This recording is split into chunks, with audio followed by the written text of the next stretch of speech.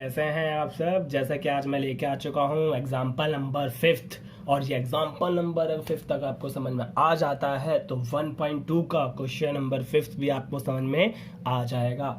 बस दो बातों को ध्यान में रखनी है, वो दो बातें मैं गिनाऊंगा, बट उससे पहले क्वेश्चन पढ़ लेते हैं है क्या क्वेश्चन। ठीक है, यहाँ लिखा है कंसीडर द नंबर्स 4 की power n where n is a natural number. मतलब जहाँ पे n है वो एक नेचुरल नंबर है, और नेचुरल नंबर एक बच्चे ने चिल्ला के बोला कि नेचुरल नंबर का नाम लेते ही बोला सर ये 1 से स्टार्ट होते हैं और जहाँ ख़त्म होते हैं सर हमें नहीं पता कहाँ ख़त्म होते हैं, पर सुना है कि इन्फिनिटी पे चलते हैं, है ना। इसी तरह से फिर बोला चेक वेदर, आपको चेक करना है कि is any value of n, मतलब n की कोई भी नेचुरल नंबर रखें तो 4 की power n ends with the digit of 0। मतलब कहना चाह रहा है कि अगर 4 की पहलू 1 रखूं तो वो किस पे ख़त्म होना चाहिए, 0 पे ख़त्म होना चाहिए।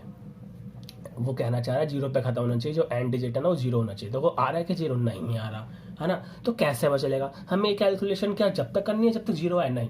तो आपको मैंने दो बातें ध्यान रखने के लिए बोला। पहली बात ये कि कोई भी यहाँ पे नंबर हो, चाहे 4 हो, चाहे 6 हो, चाहे 8 हो, कोई भी नंबर हो, उनका हम क्या करेंगे, प्राइम फैक्टराइज करेंगे। तो हम कर लेते हैं प्राइम फैक्टराइज। तो देखा हमने 2 इंटू 2 की पावर n, तो हम लिख सकते हैं 2 की पावर 2n, इस तरह से लिख सकते हैं। तो यहाँ पर हमें पता है चलेगा कि ये एंड विद 0 होगा, है ना। तो इसका जो लास्ट डिजिट है 0 होगा, कैसे पता चलेगा, तो मैंने बताई एक बात तो हो गई प्राइम फैक्टराइज करनी। दूसरी बात क्या है, दूसरी बात ये है कि हमें ये चेक करना पड़ेगा प्राइम फैक्टर करने के बाद कि हमें दो नंबर्स मिल रहे हैं कि नहीं। भाई ये दो नंबर्स अगर प्राइम फैक्टराइज में मिल रहे हैं तो उसका जो एंड होगा ना वो 0 का होगा। जैसे कि मान लेते हैं एग्जाम्पल मैंने लिखा 10, भाई 10 में तो देखो 0 आ रहा है ना। अब मैं इसका मल्टीप्ले वो करूँ, प्राइम फैक्टराइज करूँ, देखो 2 इंटू 5 आ रहा है। चाहे कोई भी नंबर ले लूँ, 30 ले लूँ, तो 30 का क्या होगा 3 इंटू 2 इंटू 5। देखो हमेशा 2 इंटू 5 तो रहेगा जब किसी के एंड में अगर 0 लाना हो तो इसी तरह से इसका एंड 0 नहीं हो रहा है बिकॉज इसके प्राइम फैक्टराइजेशन में सिर्फ 2 है, 5 नहीं है। इसलिए हम कहेंगे कि इसका जो कोई भी नेचुरल नंबर रख लें, चाहे हम 1 रख लें, चाहे 2 रख लें, चाहे 3 रख लें, तो इसका जो कोई भी नेचुरल नंबर रखने के बाद भी 4 की पावर n में एंड विद द डिजिट 0 नहीं आएगा। तो हम यहाँ क्या लिखें, तो आपको अपने ऊपर मैं छोड़ता हूँ, आप ऐसी लैंग्वेज लिखो जो समझ में आ जाए। तो मैं लिख देता हूँ यहाँ पर। सो हमें पता चल चुका है, so there is no natural number n for which each लिखते हैं sorry ends with the digit, बहुत गलती कर रहा हूँ, डिजिट 0। ठीक है ना। तो इसका समझ लो ध्यान से कि इसका मतलब ये होगा कि 4 n की पावर में कुछ भी रखो तो उसका जो एंड विद द डिजिट 0 वो होगा ही नहीं। ठीक है, होगा ही नहीं। इसी तरह से आपको 1.2 एक्सरसाइज का क्वेश्चन नंबर 5th करना होगा। ओके चलो छोड़ता हूँ मैं आप पे, नहीं होता मुझसे बोलना, ठीक है ना। तो मैं करता हूँ 1.2 का क्वेश्चन नंबर 6th, क्योंकि 5th मैंने आपको दिया ना होमवर्क में, नहीं होगा तो मुझसे बोलना ना, ठीक है ना। जैसा कि 1.2 का क्वेश्चन नंबर 6 लिखा है, explain why 7 into 11 into 13 plus 13 and 7 into 6 into 5 into 4 into 3 into 2 into 1 plus 5 are composite number. अब बच्चा पूछता है सर कंपोजिट नंबर क्या है। मैं बता देता हूँ बच्चे, कंपोजिट नंबर वो नंबर्स होते हैं जिन नंबर्स के 2 से ज़्यादा फैक्टर्स होते हैं। सर वो कैसे, और दूसरी बात ये 4 से स्टार्ट होते हैं, ठीक है ना, 4 से स्टार्ट होते हैं। जैसे कि 4 की बात कर लो, 4 के कितने फैक्टर्स हैं, 4 का 1 2 4, क्योंकि 4 इन सब से डिवाइड होता है। देखो ना 2 नंबर से ज़्यादा फैक्टर है ना इसके, तो वो नंबर्स होते हैं जिनके 2 से ज़्यादा फैक्टर्स होते हैं। चलो स्टार्ट करते हैं कंपोजिट नंबर को सॉल्यूशन करने के लिए कि एक्सप्लेन कर लेते हैं, एक्सप्लेन कि कैसे। नॉर्मल सी बात है, 7 इंटू 11 इंटू 13 प्लस 4 सॉरी 13, दोनों में कॉमन क्या है, 13 कॉमन है, 7 इंटू 11 प्लस 1। अब क्या होगा, पहले मल्टीप्लाई कर देते हैं बोर्ड मास के अकॉर्डिंग। है ना। फिर हमने देखा 78। अब खुद सोचो यहाँ पे जो नंबर आएगा ना मल्टीप्लाई करके, वो एक ऐसा नंबर होगा कि वो 13 से भी डिवाइड हो सकता है और 78 से भी डिवाइड हो सकता है, क्योंकि दोनों नंबर से मल्टीप्लाई कर रहा है। और वो खुद 1 से तो हो गई, मतलब एक से ज़्यादा फैक्टर्स तो आ गए ना, एक से ज़्यादा नहीं, 2 से ज़्यादा फैक्टर्स तो आ गए ना, है ना। ऐसे बहुत से नंबर हैं जिनके 2 से ज़्यादा फैक्टर्स होंगे, ठीक है ना, याद रखना। तो सारे कंपोजिट, तो इसका मतलब यस ये एक कंपोजिट नंबर है। सर समझ नहीं आया, क्या समझा दिया आपने, ऊपर से निकल गया, फ्लाईओवर बन गया हमारे सर का।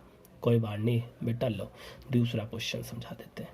इससे ना समझ में आया तो क्या कर सकते हैं, मेरी लाइट थोड़ी ना अप डाउन हो रही है, थोड़ा देखना।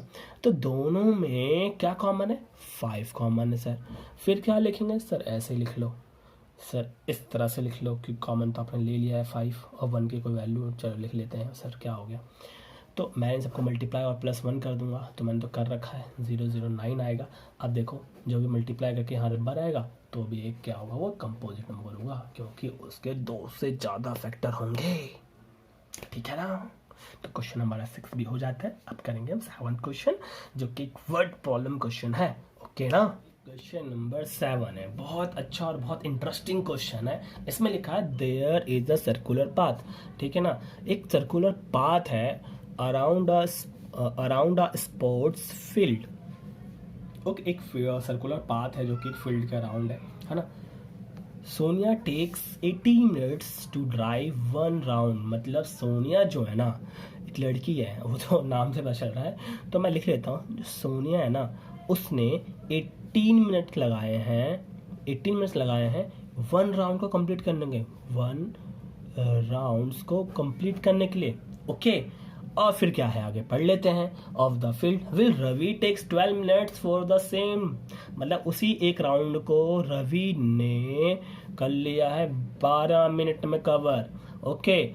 फिर यहाँ पे क्वेश्चन ने ट्विस्ट लिया, बोला कि suppose they both start at same point. मान लिया एक सर्कुलर पाथ और दोनों ने एक ही पॉइंट से स्टार्ट करना है ना, same point, at the same time, मतलब सेम टाइम पर, मतलब दोनों ही खड़े हैं, मान लें दोनों ही खड़े हैं, हमारे सोनिया जी भी खड़ी हैं और रवि जी भी खड़े हैं, है ना। सेम टाइम पे उन्हें ड्राइव करना है, ओके, ड्राइव करना है, ओके। तो यहाँ पे देखा and go in the same direction, और दोनों के डायरेक्शन में चलना है, दोनों इसी डायरेक्शन में चलना है, दौड़ना है, जो भी ड्राइव करना है। After how many minutes will they meet again at the starting point, मतलब कि सोनिया 80 मिनट में कवर करती है, मतलब सोनिया एक राउंड को 18 मिनट में लेती है ना। मान ले सोनिया ने 18 मिनट लिया, तो दूसरे बार में 36 लेगी, है ना। फिर 54, इसी तरह से 12 मिनट में पहला राउंड, दूसरा 36 और 24 और फिर 36, है ना। तो देखो 12 मिनट के हिसाब से अगर चले तो तीसरी बार में वो 36 मिनट वो कर रहा है, यहाँ पर देखो ध्यान से, कॉमन सेंस की बात है, और ये 80 मिनट ले रही है, इसका मतलब 2 राउंड में वो ये 2 राउंड लगा पाएगी, और ये कितने राउंड लगा लेगा, 3। तो इसी तरह से इसका आंसर हम फर्स्ट चैप्टर के अकॉर्डिंग कैसे देंगे, फर्स्ट चैप्टर के अकॉर्डिंग देंगे, हम निकालेंगे इनका LCM। अब कैसे बचा रहा है LCM, हमें पता है LCM क्या होता है, लोवेस्ट नहीं तो लीस्ट कॉमन मल्टीपल्स होते हैं। तो इसका मतलब ये हुआ कि इसमें हमें फैक्टराइज निकालने पड़ेंगे 18 का और 12 का। तो निकाल लेते हैं, 2 का निकाला 9 बार में और निकाला 6 बार में, फिर 3 नहीं 2 तो 2 ले लो, 2 से भी निकाल सकता हूँ मैं, 3 3 ज़ा 1, ओके 3 3 ज़ा 1 बोल रहा हूँ, कुछ भी बोल देता हूँ। तो ऐसे मत 2 इंटू 3 मल्टीप्लाई कर लेते हैं हम इसको, 9 और हो गया 36। तो इसका आंसर कितना आया, 36। मतलब कितने मिनट बाद वो मिलेंगे, 36 मिनट बाद वो एक साथ मिल लेंगे। राउंड तो पूछा नहीं ना किसने कितना राउंड लगा, वैसे अगर बताऊं तो सोनिया लगाएगी 2 राउंड और रवि लगाएंगे हमारे 3 राउंड, ठीक है। क्वेश्चन यहाँ पे समाप्त होता है और हम आते हैं नए क्वेश्चन की तरफ, जो कि बहुत ही इंपॉर्टेंट क्वेश्चन होने वाला है।